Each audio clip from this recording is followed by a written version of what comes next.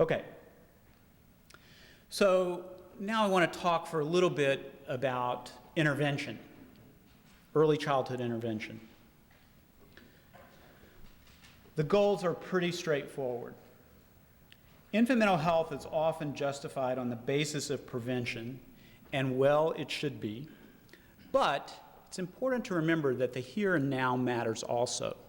Infants and toddlers and young children deserve mental health as much as the rest of us do. So the first issue is reducing or eliminating distress or suffering. The second thing is we are, of course, interested in reducing adverse outcomes.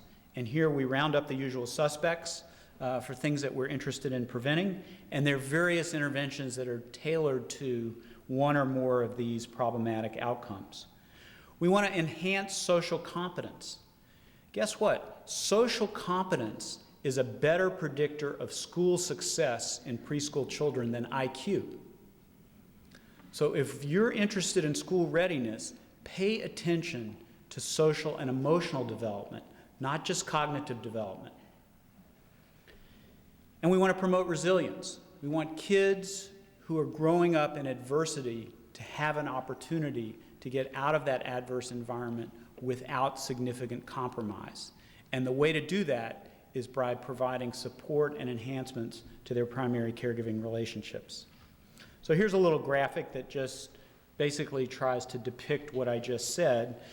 Here, you know those pediatric growth charts that you see, and they've got like the 25th percentile and the 50th percentile and the 75th percentile? It's the same idea here. So you can look at kids down low heading on problematic trajectories, or kids up high heading towards adaptive behavior. What I want to call your attention to is look at the distance between those two lines on the right-hand side of the slide, and look at the distance on the left-hand side of the slide. The idea is if you get in earlier, it's not as difficult as if you get in later to try to bridge that chasm between the two lines. Okay, when I tell people I'm interested in infant mental health or infant psychiatry, this is kind of what they think about. It's probably worth just making the implicit explicit about what's preposterous about this. There are two major things that strike me that are preposterous. One is that we've got this pre-verbal infant sitting in the lap of a psychiatrist who's doing his psychotherapy thing. So it's developmentally inappropriate. And development, tailoring things in terms of development, is a core feature of infant mental health. And the second thing is that we don't treat individual children in infant mental health. We treat the relationships that they have with their important caregivers. So we don't even have caregivers here. We've just got this baby, so that's another reason why it's preposterous. So we're just going to not deal with that. Okay. My wife, who is also at Tulane but works with the Office of Public Health, has been an important mentor of mine in thinking about infant mental health from a public health perspective. And in public health, they talk about universal interventions, selective interventions, indicated interventions, and treatment. Universal preventions are considered desirable for everyone in an eligible population. So they may or may not need professional assistance, but the idea is this is something that everybody gets. Selective preventions target members of a group who have a high lifetime or high imminent risk for subsequent problems. So you take a high-risk group and you say, I'm going to provide intervention to this group because they're at higher risk than the rest of the population is for some problematic outcome. Indicated preventions target those who manifest some early but detectable symptoms that later may become a more serious and full-blown problem. So those are indicated preventions. And then finally, treatment is for people who have distress and disability associated with symptomatology in whom we're trying to treat and make healthier. So what are we doing in Louisiana? Well, it turns out that we, in fact, have universal interventions. We have selective interventions. We have indicated interventions. And we have treatment for young children. So I'm just going to talk about each of these briefly. Obviously, they require lots of coordination and collaboration at the state level, at the local level, at the neighborhood level, et cetera. Okay, so quality childcare. This is something that you may know about. But there was a large study conducted by NICHD, a prospective longitudinal study addressing the question of what are the effects of childcare on children's development. So they recruited 1,364 healthy full-term newborns, 10 sites around the country, and they followed them serially. This says infancy through adolescence. I think they've actually followed them into adulthood now. If you Google NICHD early childcare, you'll get a lot of references about this intervention. And they had a broad range of outcomes, from cognitive outcomes, communicative outcomes, social, emotional, physical. And these kids are in every kind of childcare imaginable, from grandma to the lady down the street to a center-based program, everything you can imagine, full-time, part-time, et cetera. There are a number of findings, as you might imagine, from a study this large and this complex. But the bottom line about childcare itself is that there's an index of observed behavior that they called quality caregiving that predicted all outcomes. So it's not how many square feet of shade in your childcare center or the temperature of your lunch. And those are two ways that we distinguish Class A and Class B centers in Louisiana, by the way. It's the actual quality of the care that's provided. It's not how shiny your toys are. It's not any of that stuff. It's what happens with that adult caregiver and that child. That's what matters. So, we have developed a quality rating system for childcare in Louisiana that's designed to emphasize, enhance, and reward quality care. It's a voluntary system that centers can sign up for. It's basically a star rating system. You want to stay in a 3-star hotel, you want to stay in a 5-star hotel, you want to stay in a 1-star hotel. You decide. So you as the parent are aware because there's a star rating for the center that your child attends. And basically there are a number of indices of what goes into the star rating, but the core of it is the actual quality of care that's provided to the children who are there. Furthermore, there's a tax credit here so that everyone is incentivized. The business owner, the teachers, and the parents. The more the stars, the bigger the tax credit. Everybody is incentivized, and the idea is to raise the level of all the boats, meaning all the children in our state who attend childcare. So, what's happened? Start with February of 2009, 98% of the roughly half of the childcare centers in Louisiana participate in this. 98% were at the 1 or 2-star level. 18 months later, risen from 2% at the 3 to 5 star to 10%, and 18 months after that, February of 2012, 18% of the centers. So a measurable impact, but obviously we have a long way to go. We need to continue. One of the things that was striking in the NICHD study is that very few centers in the study met quality standards for what adequate child care ought to be. Now, if we're concerned about child care for all kids, we should especially be concerned about it for kids in poverty. So here we're looking at subsidized children. What do I mean by subsidized children? I mean children receiving a state subsidy through the federally funded Child Care Assistance Program or in the foster care system. We start out with 2% of kids. In November of 2009, in the 3 to 5 star centers, we're up to 10%. But these are kids who are at the extreme continuum. Think about kids who are in foster care. So they're not just poor. They're not just poor and maltreated. They're so severely maltreated that they have to be removed from their homes to protect them and placed in foster care. That removal is a disruption. If they're returned, that's another disruption. If they're in more than one foster placement, those are all disruptions. There's a huge literature about the deleterious effects of disrupted placements on young children. Imagine that you're 15 months old and somebody drives up in one of those white station wagons, goes into the house, picks you up, straps you in the back seat of the car, drives you off and drops you off at another house. You're 15 months old. What's up? This is the world that we live in. This is a world where anything can change at any time. Relationships can change at any time. I better not allow myself to care about anybody, because look what happens. You might lose them. Okay. Selective interventions, the nurse-family partnership. This is a remarkable program that targets first-time pregnant women who are Medicaid eligible. And the goals of the program are to improve outcomes of pregnancy, child health and development, and the mother's life course development. Specially trained public health nurses establish relationships with first-time pregnant mothers and begin to visit them in their homes during the pregnancy and throughout the child's first 2 years of life. So this is a very intensive intervention. It's an expensive intervention, but it's an intervention that is powerful.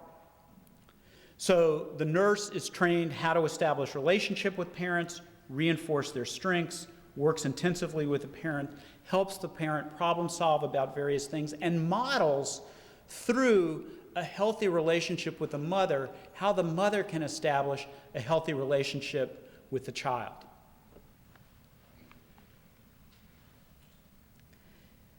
Since its inception in 1999 in Louisiana, 9,700 women have been served. There are 18 teams in 54 parishes. And if I'm correct about this, I believe they're serving about 15% of eligible women. Now, you can be a cup half empty person or a cup half full person, but that's pretty good. That's not the goal. The goal is to reach many, many more than 15%, but to be at 15%, I think that's something to be proud of. Why does it matter? It matters because in 3 randomized controlled trials over the last 30 years in Elmira, New York, Memphis, Tennessee, and Denver, Colorado, there are very substantial reductions in child abuse and neglect, emergency room visits, arrests among the children, this is through age 15 years, convictions of the mothers, reduction in language delays at 21 months, a critical predictor of school success, and reductions in behavioral and intellectual problems at age 6 years. There have been 3 independent analyses looking at the economics of this program.